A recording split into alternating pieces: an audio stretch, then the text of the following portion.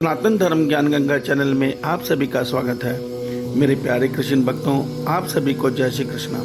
श्री भगवान आप सभी का जीवन आनंदमय, मंगलमय, भक्तिमय तथा धर्म की राह में प्रशस्त करें। मेरे प्यारे कृष्ण भक्तों, सनातन धर्म ज्ञान गंगा चैनल में आज हम श्रीमद् भगवद गीता के अध्याय 3 के श्लोक 34 को सरल रूप में समझने का प्रयास भगवान श्री कृष्ण जी की कृपा से करते हैं। जय श्री कृष्णा। मेरे प्यारे कृष्ण भक्तों, अध्याय 3 के श्लोक 34 में भगवान श्री कृष्ण जी अर्जुन के माध्यम से हम सभी संसार वासियों को यह गूढ़ संदेश दे रहे हैं कि हर मनुष्य के शरीर में जो इंद्रियां हैं वो अपने अपने विषयों के प्रति राग और द्वेष का भाव रखती हैं, और ये जो राग द्वेष के भाव हैं इंद्रियों के, वास्तव में यही मनुष्य के कल्याण के मार्ग में बाधक हैं। मेरे प्यारे कृष्ण भक्तों, आइए इसे सरल रूप में समझते हैं। भगवान श्री कृष्ण जी हमें क्या समझा रहे हैं। मेरे प्यारे कृष्ण भक्तों, भगवान श्री कृष्ण जी हमें यह सत्य समझा रहे हैं कि जो मनुष्य जिस गुण के अधीन है उसकी इंद्रियां अपने अपने विषयों से राग और द्वेष रखती हैं। अर्थात जो ज्ञानी है उसकी जो इंद्रियां हैं वो ईश्वर चर्चा में, ज्ञान की चर्चा में राग अर्थात प्रेम का भाव रखेंगी, उसको सुनना पसंद करेंगी। मगर अधर्म की चर्चा में, अधर्ममय कार्य को सुनने में उनकी इंद्रियां द्वेष रखेंगी, उनसे दूर भागेंगी। इसी प्रकार जो राजस गुणी है उसकी इंद्रियां धन कमाने में, कैसे संसार का सुख वैभव मिलेगा, इन सब चीज़ों के विषयों में राग अर्थात प्रेम रखेंगी, उसको सुनने में उसको आनंद आएगा। मगर जो विषय वैराग्य बताते होंगे, जो मनुष्य को इस संसार को छोड़ के मोक्ष का मार्ग बताते होंगे, उसमें उसको द्वेष लगेगा, उनसे वो नफरत करेगा, उनसे वो दूर भागेगा, वो वैराग्य की तरफ नहीं जाएगा।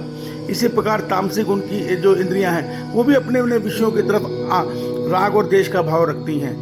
और भगवान कहते हैं ये जो इंद्रियों का राग और द्वेष का भाव है यही मनुष्य के कल्याण के मार्ग में बाधक है। क्यों? देखिए, भगवान श्री कृष्ण जी का कहने का गहराई का अर्थ यह है कि मेरे प्यारे भक्तों, तुम मेरे प्यारी संतानों, तुम एक सत्य को समझो कि ये जो प्रकृति है तुम्हें प्रारब्ध के अनुसार तुम्हारे शरीर को नचा रही है। वास्तव में तुम आत्मा हो, वो शरीर को नचा रही है, तुम इससे पृथक हो, तुम्हारा इनसे कोई लेना देना नहीं है। वो शरीर को सुख और दुख दे रही है। क्यों? तुम्हारे प्रारब्ध में जो पाप और पुण्य है उसके हिसाब से वो तुम्हें सुख दुख दे रही है। तुम आत्मा रूप में इनसे पृथक हो, तो तुम आत्मा रूप में स्थिर हो जाओ, करने दो जो प्रकृति कर रही है। जब तुम आत्मा रूप में स्थिर हो जाओगे तो तुम्हें ये गुणों का खेल नजर आएगा। तुम दृष्टा भाव में इसको गुणों के रूप में देखोगे, खेल के रूप में। तुम्हें इसके लाभ हानि की चिंता नहीं रहेगी।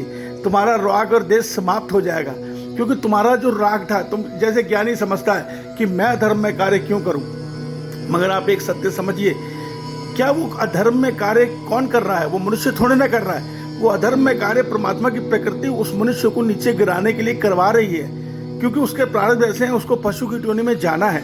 तो प्रकृति उससे गलत काम, तामस गुण उससे गलत काम करवा रहा है। तामस गुण ही उसको ये बुद्धि दे रहा है कि वो ईश्वर को छोड़कर और पता नहीं कहाँ का अपनी श्रद्धा लगाए बैठा है। वो ये समझता है कि मैं जो अल्लाह का नाम नहीं ले रहे या जो काफिर है उनको मैं मार के मैं कल्याण पाऊंगा, ये बुद्धि उसको प्रकृति ने दी है। तो इस सत्य को समझो कि कर्म प्रकृति कर रहे हैं। जब प्रकृति कर्म को कर रही है तो तुम उसको क्यों अच्छा बुरा समझ रहे हो? हर मनुष्य का शरीर यंत्र रूपी शरीर है। इसको प्रकृति उनके गुणों के अनुसार, उसके प्रारब्ध के अनुसार नचा रही है। तुम इसमें राग और द्वेष में पड़कर तुम अपने कर्म के कर्मफल बंधन में बंध रहे हो, और तुम्हारा जो मोक्ष का मार्ग है वो छूट जाता है। तुम्हें जाना था परमात्मा के घर, मृत्यु के बाद तुम्हें कर्म फल बंधन में बंधे होने के कारण दोबारा प्रकृति एक शरीर देके इस संसार में खींच के ले आती है। इससे तुम्हारा कल्याण मार्ग बाधित हो रहा है। मेरे प्यारे कृष्ण भक्तों, ये है रहस्य इस श्लोक का। आप सभी इस रहस्य को समझिए और श्री गीता को मनन कीजिए, अन्य को भी बताइए। ईश्वर आप सभी का कल्याण करे। जय श्री कृष्ण।